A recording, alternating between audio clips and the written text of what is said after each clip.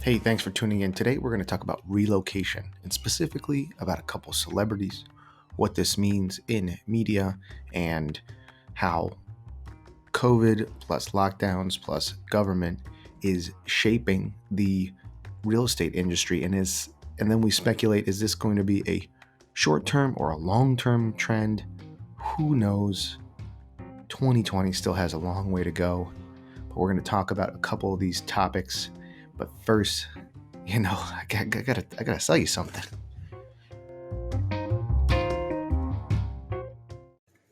Are you registered to vote? Headcount is a nonpartisan organization that works with music and entertainment industry to get fans to vote. To update or check your voter registration status, go to headcount.org, where you'll find all the information you need to be ready for Election Day. I'm actually going to the Election Commission in Brooklyn in person. It's going to be so exciting. I couldn't do the mail-in ballots. My paperwork is not up to par to do it online. So sometimes you got to go in person, and everyone's telling you it's such an important thing to vote right now. Maybe it is, maybe it isn't. Do whatever you want. You should probably vote. It's your right. But I'm not here to tell you to take a shower or vote. It's one thing you should just do. Things matter, okay?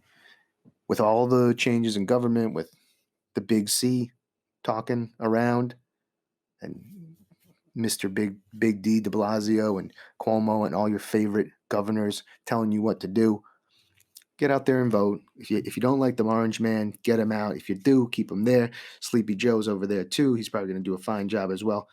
We're all going to be okay, but just get out and vote. Head count. Have a good one.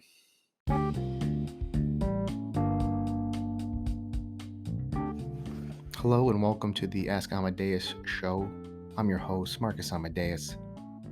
And you come here because we talk about internet, culture, real estate, and just the silly state of the media and everything in the world around it in our fast-paced, click-like YouTube podcast addictive behavior. Okay? That's what we talk to. Those are the topics we like to talk about. Today, this episode, we're going to talk a bit about podcasting, a couple celebrities, their real estate, and where they went to and why. This is kind of important. So if you follow podcasting or you follow kind of internet culture, there's a few big celebrities have moved, and it's mostly out of California, mostly out of Los Angeles. This is a podcasting hotbed where lots of celebrities kind of are located for podcasting, specifically comedy, and obviously the movie industry in general. YouTube's huge there. The movies, traditional Hollywood, modeling, things of that nature, that business is there. But because of the lockdown and because of how Eric Garcetti and Gavin Newsom have controlled everything and their policies that they put in place, it rubbed a lot of people the wrong way. And following, we've done episodes on LA and places in California leading up to COVID. There's been a lot of issues in Los Angeles, specifically with how it's run, talking about the homeless problem. Okay, so real estate in Los Angeles has gone up quite a bit in the last 5 years. Santa Monica houses, $1-2 million beautiful houses by the beach, by Abbot-Kinney, and other beautiful places like Silver Lake, the canyons, gorgeous houses. We're talking 1, 2, 3, 5, 10, 20, 30 million. You've seen selling Sunset. Big houses, okay? But it's a sprawling urban design. It's different from a lot of cities. It has a core downtown, has the beach, and then it's basically rolling suburbs, densely rolling suburbs throughout the city, which is very different from a city like New York, where we have the Manhattan grid system and then the outer boroughs, an island, or San Francisco, Portland, Seattle, different cities. Obviously, the way the city's set up makes a big difference. So A few years ago, a law was passed that you could not move homeless people without having a place to go. This has resulted in a lot of homeless just on the streets everywhere, and obviously because of COVID, because of rentals, because of the nature of business in LA, you have the original, people who like being homeless. Some people enjoy it. People with mental illnesses, drug problems, on top of evictions, on top of losing jobs, on top of COVID, just everything. You got a lot of waiters and waitresses. It's known as the place where you get a script tossed at you by waiters and waitresses all the time. TikTokers, YouTubers, young people move there a lot of times without a plan to try to make it. And 1-2 months, right? You need it. If you shut down for 6-7 months like you are now, it's a problem. So now we're on month 6. LA still has lots of lockdowns. They also had the fires. So people aren't going back to work, and you need production. Production's a huge business there. Actually, just filming movies and whatnot, commercials, that's shut down. You can't really go out to the restaurants as much. And people have big houses in LA, so they're spending time at home. All right. Where we move from here, Joe Rogan, probably the biggest podcaster in the world. He made it very clear he's already moved, with studios moved to Austin, Texas. Austin, Texas is a different place. It still has a nightlife scene. I think it's Fifth Avenue. If you go down downtown Austin, it has UT. It's got a kind of like a Mardi Gras meets Texas type California vibe. And it has a core downtown. Then you have other areas around it like Zilker. And you have farther out, you have Lake Austin, which is an old Army quarry that turned into this really cool lake. It's a great recreational place to be. So people like him, he moved to Austin. And once he's moved to Austin, he's kind of inspired other podcasters who kind of orbit around him to move to Austin as well. A lot of the sponsors, I think, were in Austin. Big podcasters like, I think Steven Crowder is actually in Dallas, but obviously InfoWars and Alex Jones, Austin. It's been on the edge of a media landscape for a while. Comedy's big there. South by Southwest, obviously they didn't have it this year, but it was on a tipping point for media, I think. And I think this is a huge thing that's going to happen, is that media is obviously very influential. It's in New York and LA primarily, and a little bit of Georgia for production. But in terms of news and tech and social media, those are where they're located. Podcasters like Joe Rogan, and then some of his bigger friends who are podcasters, Tom Segura, Christina P., Your Mom's House podcast, huge following, and inspiring people to move there. Then you have companies such as Austin. And if you think about it, if you're a high net worth individual, this is where government and policy makes a big difference. Okay. They're talking about increasing the effective tax rate for wealthy earners. I think it's 13-12%. It's the highest in the country. And they have problems with the government's not taking care of things, including the school system. So if you're paying, that's going to be 40, 60 something percent, 50 something percent total income tax that you pay in California versus Texas, where there's no income tax. That's a savings of 13-14%. That's a lot of it's all good.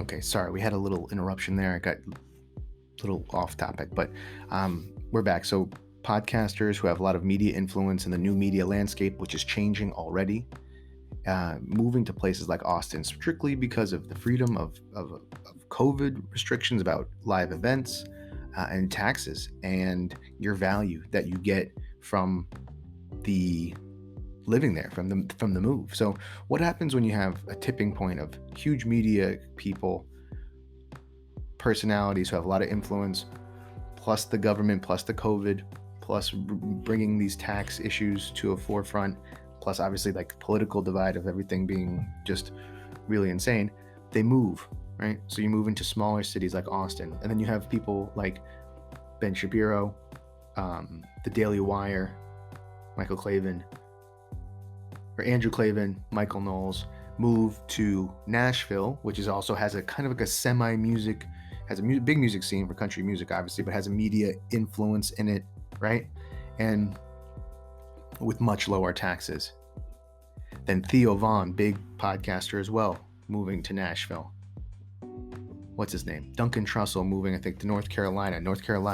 Charlotte rally. They have a business-friendly government environment, low taxes, and kind of smaller cities that are kind of on the tip of having a sway of influence in the country. And when that goes, that real estate changes as well. The market's changed. Suburbs were not in fashion around New York until, or not on fashion, but they just weren't moving as much until COVID happened. And that's a big deal, and once COVID happened, people move. This is going to shift the tax base. This is going to shift influence of those jobs. People who work at Google, Facebook, Amazon, who control the media landscape, moving to different areas. There's influence there. Influence that could benefit yourself, or maybe just you think benefit society if you're not even thinking about that because you're just thinking for yourself. 71 jobs from Daily Wire go to Nashville. 71, they make up $50, $100, $200,000. You have the sponsors, you have the events that go around it. You have, Joe Rogan. He bought a $14.4 million house on Lake Austin, which I mentioned before. Big house. And once the media landscape changes, I think when there's a tipping point, I think that is going to create migrations for people in and out of cities. Obviously certain young people, there's ebbs and flows to cities based on demographics, economies, timing of markets, ups and downs for people coming in and out. But even the last 5 years, 2009 to 2015, 14, young people from college really moved to New York, Boston, Chicago, Los Angeles, San Francisco. I forget about San Francisco a lot because I have a lot of friends and family there, but I just don't talk about it that much. It's not in my mind, okay? But since 2015-14, what's really shifted is the cost of living plus jobs are moving to different areas like Cincinnati, Ohio. Lots of big employers there. Amazon had a relocation of a giant warehouse there for a while. Colleges, Procter & Gamble. Denver only having a 4.3 flat tax for the state. Some of the lowest property taxes in the country. South Carolina, Georgia, Atlanta, a lot of TV in Atlanta.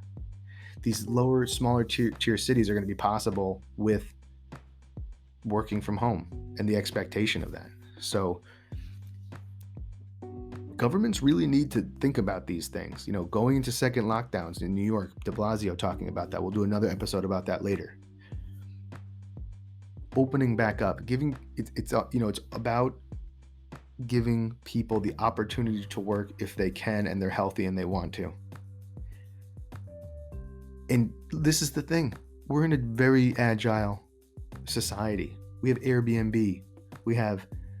People haven't lived in the extended family for quite a long time. So a lot of people with empty nesters, divorcees, family, they have big houses where young people who don't have their own family yet can move back.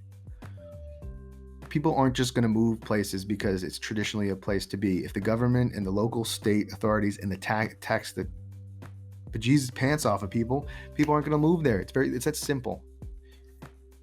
Paris did this a few years ago. Billionaires and millionaires and the billionaires have money. They can move, okay?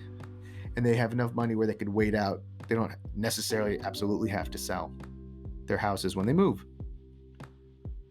So people should take note of that. And I think we're going to see a shift in that. The cities, I think Austin it's been on the up and up for a while. Real estate's crazy expensive there. Property taxes in Texas are higher than other countries, but you have the zero income tax. young people are going to start thinking about this more and more when culture and going out is not a thing as much anymore, where like a lot of more people are living online, they're getting delivered, they're not going to shows, they're not going to the office. And where these cultural centers of LA and New York, Chicago, when the crime gets out of control, you can't go out and do things, the rent was too high. Without those things, bars and restaurants don't open, your favorite shops are done. People are going to make choices, and they already are. And I think that the influence of celebrities doing this is going to be what's going to really shift the moving. We really saw the first wave of COVID people just not renewing their leases in New York. Then you had number 2, the riots and the crime, people moving out. And then number 3, like people are just, the jobs have shifted. This is an inevitability. And to wrap this up, regular working individuals who have influence, have been there for a while, they bought houses in upstate New York, they bought houses in the Jersey Shore, Long Island, and like if they've been there for a long time, have influence, they do their job well remotely because they're in an industry that doesn't need it, that's going to have some influence of people going back, period. Maybe only 1 or 2 days a week. So these people also have influence saying, hey, I don't feel safe going back to the office. I bought a house. I'm spending time with my kid, which I think we needed. We needed some of that. You don't need to be in the office 5 days a week. I think you need to work every day a little bit, but you don't need to be in the office every day. So this is what we're seeing. We're seeing celebrities unload big homes, switching because of taxes and COVID and regulation. So that's the episode for today. I hope you enjoyed. Like and subscribe. My podcast is called Ask Amadeus. You're listening to it right now. But you can go subscribe to me on YouTube, Marcus Amadeus, and all social media, Marcus Amadeus. This podcast is more for fun, and I do touch on real estate topics. I do sell real estate, and I help people with their real estate needs. If you are interested in that, DM me. We primarily focus in New York City, but we have a network of qualified, licensed, vetted professionals everywhere in New Jersey, upstate, Georgia, Colorado. And we do this because, having a local expert is really important, and you get an extra layer of support. If you've been in New York for a while and you don't really know the suburbs because you didn't have a car, or you're moving to Denver and you don't know the neighborhoods that much, getting a buyer's agent or a seller's agent, or even if you just want to bounce some ideas off or need help, we have buyer's guides, renter's guides, everything like that, to just be a little bit more informed. And then sometimes we talk about more specifically with the real estate here, and then we try to jump in under other topics in as well. So I hope you enjoy. Like, subscribe. I'll talk to you later. Bye.